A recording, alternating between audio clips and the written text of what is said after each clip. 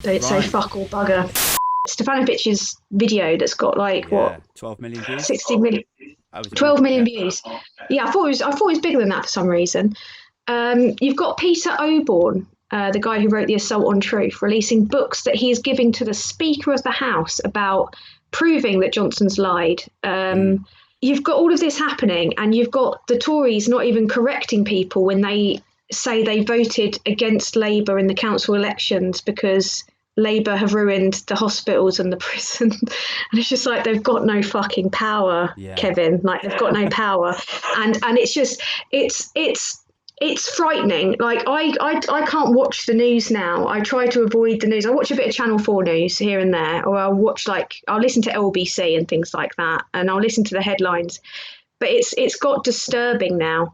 And so I don't think a lot of people are seeing the big part of it, like just how bad it is. And that is terrifying. And they're not going to educate people in schools because it's not in their interest for people to be politically aware, is it? Yeah. So it's the same as, like, they'll never teach kids in schools critical thinking. Well, no, absolutely. You learn that at uni. I think if you go to a good uni, you learn that, don't you? You have to for essays and such. But and they'll never teach kids about real, like, financial investment either. Because if they did that, credit pays. I mean, what would happen? Like, they need a select number. Well, they need most people to go ahead and not really know what the fuck they're doing financially. Yeah, because that's that. The borrowing keeps the It's a circle of cunts, as I say. Yeah. But like, and also, like, just sort of going back to what you were saying about the newspapers. This is where I get really like what's the word? Fatalistic, nihilistic. I sort of get into this headspace where I'm like, okay, well, look, for Labour to get into power, I believe they would need the support of the Sun again, right? Not because loads of people read the Sun, but because the way that British media works is every single morning news show will go through what the papers say, and the headlines of all those papers then inform and set the tone for news for the rest of the day. So like, all of the news stations will pick up and carry those things forward, and then try to get like vox pops about what do you think about it. So it really does matter, like, even though comparatively few people actually read a copy of the Sun versus how many people watch BBC News or how many people watch Sky News. It starts with the newspaper and then it permeates through the rest of the political journo landscape, and it does make a difference.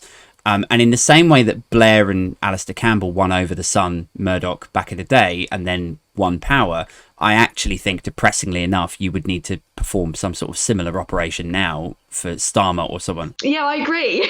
Sorry to lower the tone significantly, but I agree with you, absolutely. And so then it's a knock-on effect. Then I get into the headspace where I'm just like, well, what would have to happen for that to happen? And then you think, well, I don't know what Labour could offer Murdoch in exchange. Like, I think back in the day, didn't they do some sort of weird Blair Campbell deal with him? It was something to do with the single market, or was it the euro? It was weird. I can't remember. I know that there was a yacht involved, and who knows what they did on that yacht. Yeah, but yeah. So then I start thinking, well, I don't know. Like, again, like, is it worth playing dirty? Should they do a deal with the devil to get? I think they should absolutely play dirty. I mean, do whatever you can to get in power, and then implement kind, moderate policies.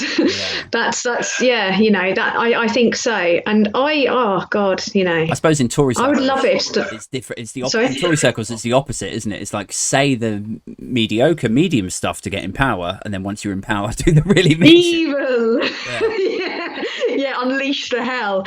Yeah, no, I completely agree. Yeah, it's the Tories are the equivalent of driving all like nice and slow and pretending you're a good driver when a copper's behind you, isn't it? And then once they go off, then you start like, kicking off. But I don't.